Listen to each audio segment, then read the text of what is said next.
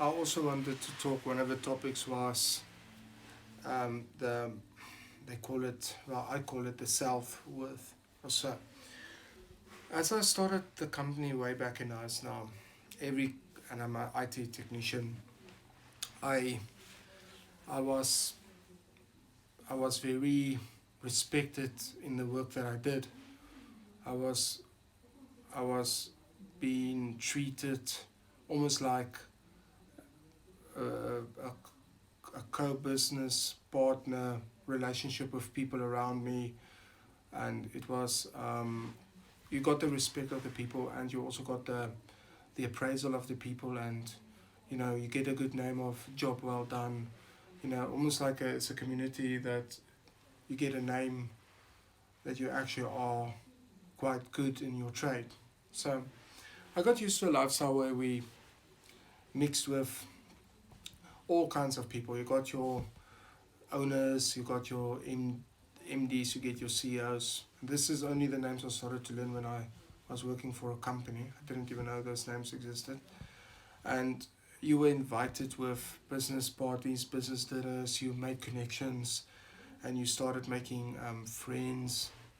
You go and motorcycle together, and you learn a lot of people, that how they think and how they operate in a total different level. And by early that time, I never knew what a corporation was. I never knew one existed. I knew that you got a company and everybody talked about, I'm working for a big corporation, and I'm this and I'm that. I said, it sounds wonderful. It's like almost like you're part of a massive thing. You like individualized. You you are you're part of big guns. Like we can't even compete to you. You look at your fancy car, look at your lifestyle, look at your suits, your presentation skills. That was like the life. Little did I know. Okay, well, I started. So me and my business partner, we were doing very good, and then I started, you know, to almost listen to my parents. They were quite 9 to 5 employees. They were government workers. They had a stable life. They got a house that's been paid off. They got a very steady income in life, and they got a steady pool of income and a steady pool of expenses as well, all controlled. Fancy BMWs year in and year out. Not not to say that it's the wrong way of life. It's just that little did I know how it actually works. So back in 2000, so I started my company when the computer shop went bankrupt in 2000, and in 2011 I decided, my mom said, give this corporation a try. It's a big corporation. They're based in Georgia. So I decided, all right, well, what the hell? Let me join a corporation. It might be a good learning curve, a steady income. You got your own time. You got your own, um, you got your own space. You do. I love to work with computers, and you've got your. You can learn a lot. You can grow a lot. All right. So I decided to join a corporation. So I joined the corporation in 2011, and then I started growing into the company. So it was an amazing company that I worked for, and I said it before, amazing boss, amazing directors, amazing CEO, but I was treated like an employee. Well, an employee means I'm not I can't be in a social circles as your manager. You work now for him. It is such a weird thing to say. Your entire life was proud upon your achievements. Now, it's not your achievements anymore. You are an ant. You are placed in a box with other people that share the same group, that share the same workflow, that you can't jump on their shoulders to look above them. You are kept in a box. So as I started to grow into the corporation, I'm now still employed by the same corporation after 10 years, but still I have got the outside of the box um, mental abilities. So as I start learning the corporate structure, I saw a pattern forming that you got the fear. You got the fear of the higher hierarchy. You got the fear of management. The manager got the fear of his manager. His manager's got the fear of the directors, and the directors has got the fear of the CEO. And one thing that I started to notice is we're not equal. Like when you're self-employed and you got this and you made a name for yourself, like earlier I discussed about this, the sweeper. He's a sweeper, but he's respected in his field at the company, but he's just a sweeper. Low pay, low scope, growth scope, low everything. So now, imagine you're a sweeper, but you were a respected sweeper. You were part of a business clan. You were the best sweeper in your town. You made a lot of money by sweeping people's floors. You know, now you're in a corporation. Now remember, I'm an IT technician. I'm not in the same space as a director. And I've seen it in corporate events. You know, you known as IT. You don't have that individualism anymore. You're now part of the IT team. So already there's no more being individual. You're not an individual anymore. You're now an IT person that works for a team of IT people with the manager of being the individual. So in the corporate world, if you do a good job, it's not you're expected to do a good job.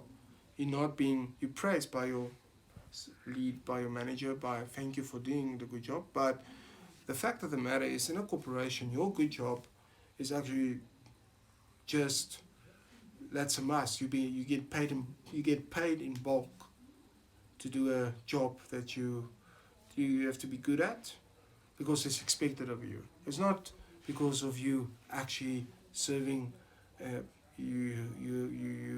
It's not that you assisting a need, or it's a must. It's one of your tasks. So, firstly, there's no appreciation from colleagues or anyone. It's your job. They expect you to do it. Secondly, you won't get the appraisals. At the end of the day, it's your manager. It's how the corporate system works. It's your manager that gets the appraisals. Your manager will give you a tap on the shoulder and say, job well done. That's expected of them, and that keeps you motivated. Some people doesn't have a scope, so they need that tap of the shoulder. Oh, thank you so much for your hard work. Meanwhile, your individualism is taken away from you. You become a part of a team, a part of a collective. So you are now, you have to set away your life. So at corporate events, you feel already you're part of the hierarchy.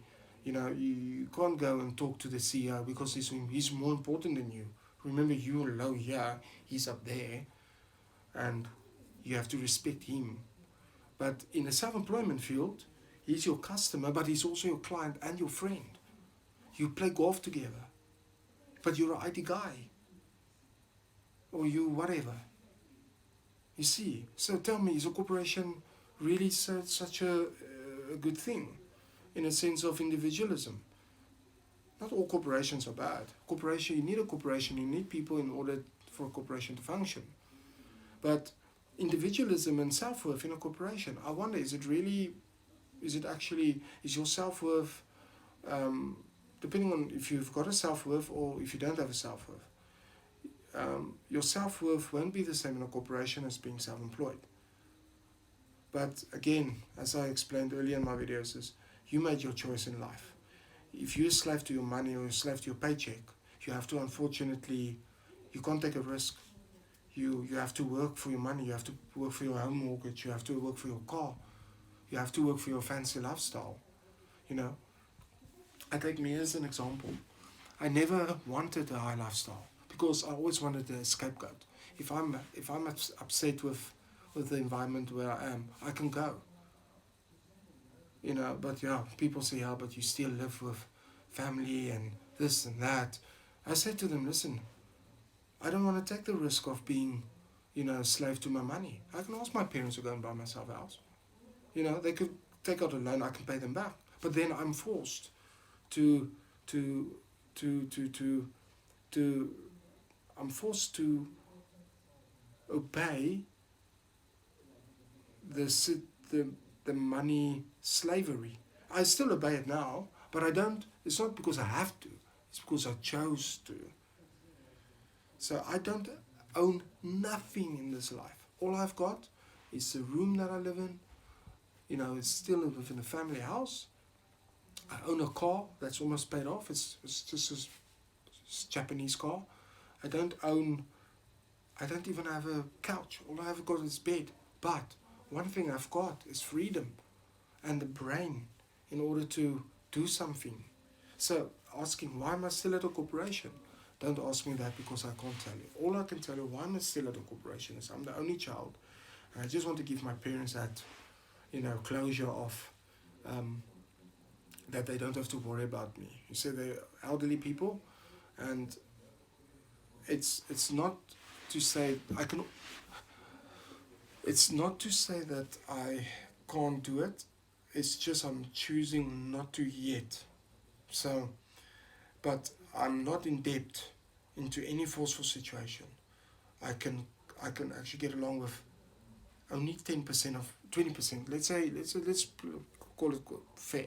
If I keep my existing medical aids and stuff, I can live with 50% of my lifestyle.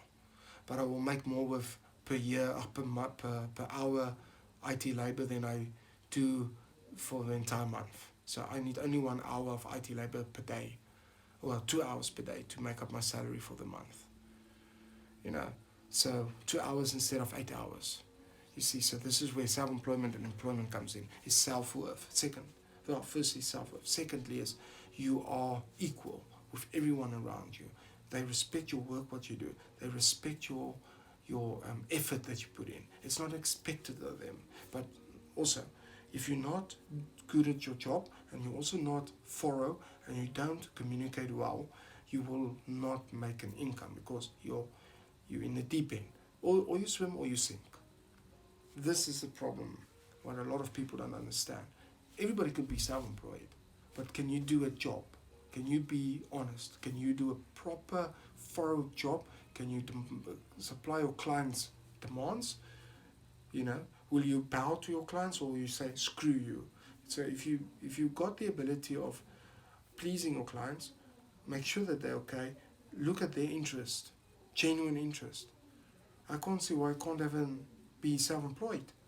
If you got a skill, you got a skill that actually has got a target audience. A lot of people say, yeah, but go and do what you love. Depending on, is there scope? Is there an income scope for do what you love? That's what you first have to find out. So I'm lucky. I like technology. I don't like YouTube because I don't like to talk in front of a camera, but I love my job. That's why I'm still happy where I am, because I'm get along with everyone. Every single customer, that even my boss is my customer, even the CEO is my customer. But if you don't know what you want to do, you have to figure it out. What can you do that could supply value to people? And that's it.